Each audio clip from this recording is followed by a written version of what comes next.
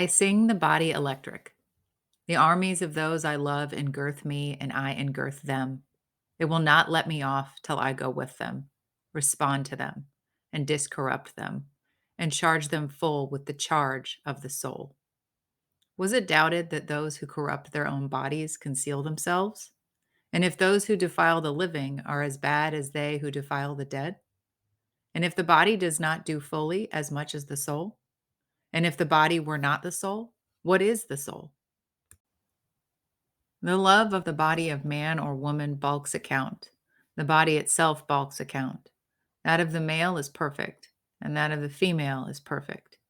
The expression of the face bulks account, but the expression of a well made man appears not only in his face, it is in his limbs and joints also.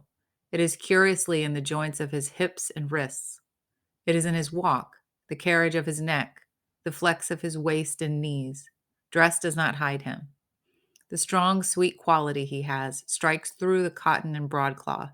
To see him pass conveys as much as the best poem, perhaps more. You linger to see his back, and the back of his neck and shoulder side. The sprawl and fullness of babes, the bosoms and heads of women, the folds of their dress, their style as we pass in the street, the contour of their shape downwards, the swimmer naked in the swimming bath, seen as he swims through the transparent green shine, or lies with his face up and rolls silently to and fro in the heave of the water, the bending forward and backward of rowers and rowboats, the horseman in his saddle, girls, mothers, housekeepers, in all their performances, the group of laborers seated at noontime with their open dinner kettles and their wives waiting, the female soothing a child, the farmer's daughter in the garden or cow yard, the young fellow hoeing corn, the sleigh driver driving his 6 horses through the crowd, the wrestle of wrestlers, 2 apprentice boys, quite grown, lusty, good natured, native born, out on the vacant lot at sundown after work, the coats and caps thrown down, the embrace of love and resistance, the upper hold and under hold, the hair rumpled over and blinding the eyes, the march of firemen in their own costumes, the play of masculine muscle through clean setting trousers and waist straps, the slow return from the fire, the pause when the bell strikes suddenly again, and the listening on the alert, the natural, perfect, varied attitudes, the bent head, the curved neck, and the counting. Such like I love. I loosen myself, pass freely, am at the mother's breast with the little child, swim with the swimmers, wrestle with wrestlers, march in line with the firemen, and pause, listen, count. I knew a man, a common farmer, the father of 5 sons, and in them the fathers of sons, and in them the fathers of sons. This man was of wonderful vigor, calmness, beauty of person, the shape of his head, the pale yellow and white of his hair and beard, the immeasurable meaning of his black eyes, the richness and breadth of his manners. These I used to go and visit him to see. He was wise also. He was 6 feet tall. He was over 80 years old. His sons were massive, clean, bearded, tan-faced, handsome. They and his daughters loved him. All who saw him loved him. They did not love him by allowance. They loved him with personal love. He drank water only. The blood showed like scarlet through the clear brown skin of his face. He was a frequent gunner and fisher. He sailed his boat himself. He had a fine one presented to him by a ship joiner. He had fowling pieces present to him by men that loved him. When he went with his 5 sons and many grandsons to hunt or fish, you would pick him out as the most beautiful and vigorous of the gang. You would wish long and long to be with him. You would wish to sit by him in the boat that you and he might touch each other. I have perceived that to be with those I like is enough. To stop in company with the rest at evening is enough. To be surrounded by beautiful, curious, breathing, laughing flesh is enough. To pass among them or touch anyone, or rest my arm ever so lightly round his or her neck for a moment. What is this then? I do not ask any more delight. I swim in it as in a sea. There is something in staying close to men and women and looking on them, and in the contact and odor of them that pleases the soul well. All things please the soul. but these please the soul well. This is the female form. A divine nimbus exhales from it from head to foot. It attracts with fierce, undeniable attraction. I am drawn by its breath, as if I were no more than a helpless vapor. All falls aside but myself and it. Books, art, religion, time, the visible and solid earth, and what was expected of heaven or feared of hell are now consumed. Mad filaments, ungovernable shoots play out of it, the response likewise ungovernable.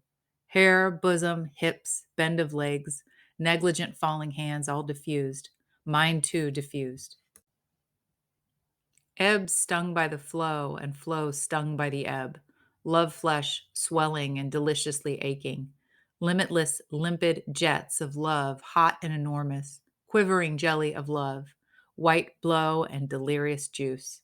Bridegroom night of love working surely and softly into the prostrate dawn. Undulating into the willing and yielding day. Lost in the cleave of the clasping and sweet fleshed day. This the nucleus. After the child is born of woman, man is born of woman. This the bath of birth. This the merge of small and large, and the outlet again.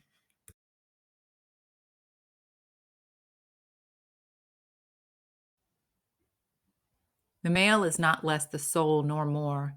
He too is in his place. He too is all qualities. He is action and power. The flush of the known universe is in him. Scorn becomes him well, and appetite and defiance become him well. The wildest, largest passions, bliss that is utmost, sorrow that is utmost, become him well. Pride is for him.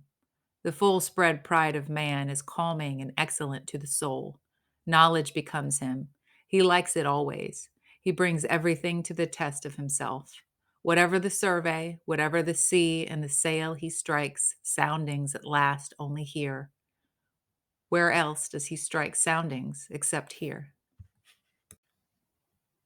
The man's body is sacred and the woman's body is sacred. No matter who it is sacred. Is it the meanest one in the laborer's gang? Is it one of the dull-faced immigrants just landed on the wharf? Each belongs here or anywhere just as much as the well-off, just as much as you. Each has his or her place in the procession. All is a procession. The universe is a procession with measured and perfect motion. Do you know so much yourself that you call the meanest ignorant? Do you suppose you have a right to a good sight, and he or she has no right to a sight? Do you think matter has cohered together from its diffuse float, and the soil is on the surface, and water runs, and vegetation sprouts for you only, and not for him and her? A man's body at auction. For before the war, I often go to the slave mart and watch the sale. I help the auctioneer. The sloven does not half know his business. Gentlemen look on this wonder. Whatever the bids of the bidders, they cannot be high enough for it. For it the globe lay preparing quintillions of years without one animal or plant. For it the revolving cycles truly and steadily rolled. In this head, the all-baffling brain, in it and below it the makings of heroes. Examine these limbs, red, black, or white. They are cunning in tendon and nerve. They shall be stripped that you may see them. Exquisite senses, life-lit eyes, pluck, volition, flakes of breast muscle, pliant backbone and neck, flesh not flabby, good-sized arms and legs, and wonders within there yet. Within there runs blood, the same old blood, the same red-running blood. There swells and jets a heart. There all passions, desires, reachings, aspirations. Do you think they are not there because they are not expressed in parlors and lecture rooms? This is not only one man, this the father of those who shall be fathers in their turns.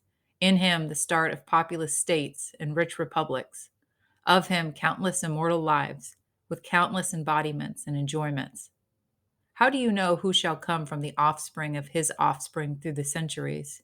Who might you find you have come from yourself, if you could trace back through the centuries? A woman's body at auction. She too is not only herself. She is the teeming mother of mothers. She is the bearer of them that shall grow and be mates to the mothers. Have you ever loved the body of a woman? Have you ever loved the body of a man? Do you not see that these are exactly the same to all in all nations and times all over the earth? If anything is sacred, the human body is sacred, and the glory and sweet of a man is the token of manhood untainted. And in man or woman, a clean, strong, firm fibered body is more beautiful than the most beautiful face. Have you seen the fool that corrupted his own live body, or the fool that corrupted her own live body? For they do not conceal themselves, and cannot conceal themselves. O my body, I dare not desert the likes of you and other men and women, nor the likes of the parts of you. I believe the likes of you are to stand or fall with the likes of the soul, and that they are the soul. I believe the likes of you shall stand or fall with my poems, and that they are my poems. Man's, woman's, child's, youth's, wife's, husband's, mother's, father's, young man's, young woman's poems.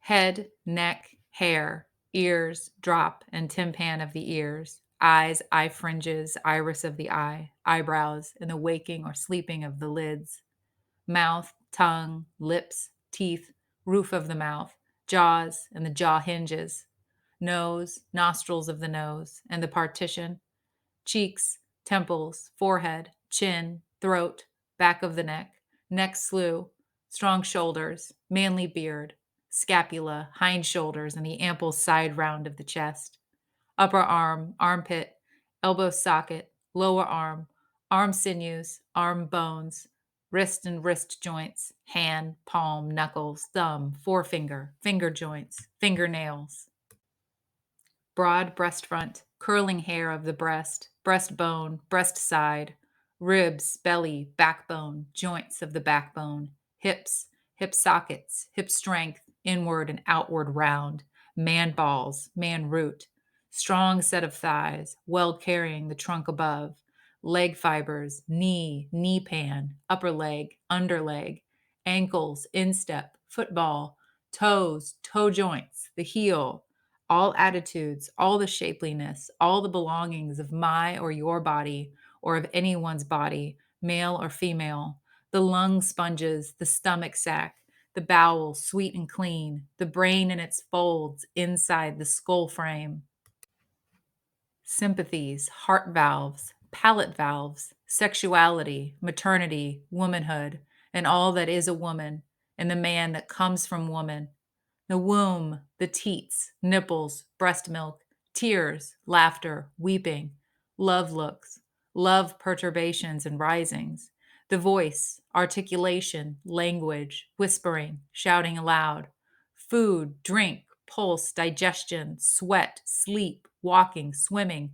poise on the hips, leaping, reclining, embracing, arm curving and tightening, the continual changes of the flex of the mouth and around the eyes, the skin, the sunburnt shade, freckles, hair, the curious sympathy one feels when feeling with the hand the naked meat of the body, the circling rivers the breath, and breathing it in and out, the beauty of the waist, and thence of the hips, and thence downward toward the knees, the thin red jellies within you or within me, the bones and the marrow in the bones, the exquisite realization of health. Oh, I say these are not the parts and poems of the body only, but of the soul. Oh, I say now these are the soul.